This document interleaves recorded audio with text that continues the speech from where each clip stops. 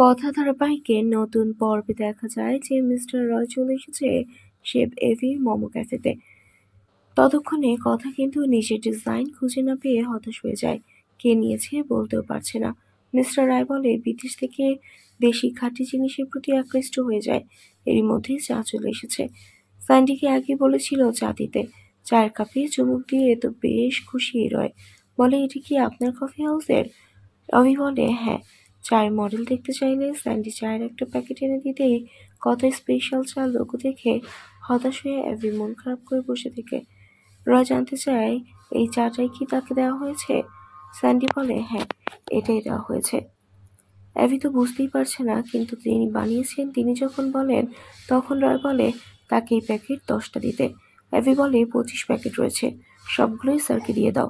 এবার মোমো ক্যাফের ডিজাইন দেখতে চাইলে ম্যান্ডি ডিজাইন নিয়ে চলে এসেছে, আর সেই ডিজাইন পছন্দ হয় মিস্টার রায়ের। অ্যাভি খুব খুশি ম্যান্ডির ওপর। তারপর দেখা যায় কথা চলে এসেছে, আর মিস্টার রায়ের হাতে নিজের প্যাকেট করা দেখে অবাক হয়ে ওঠে। যখন জানতে পারে অ্যাভি নিজেই চাগুলো নিয়েছিল তখন তো রেগে আগুন। তাহলে কি এবার কথা এটাও জেনে যাবে ম্যান্ডি তার নকশা চুরি করেছিল? বন্ধুরা, তোমাদের কি মনে হয়? এক্ষুনি একটি লাইক দিয়ে এবং কমেন্ট করে জানিয়ে দাও তোমাদের মতামত। ধন্যবাদ।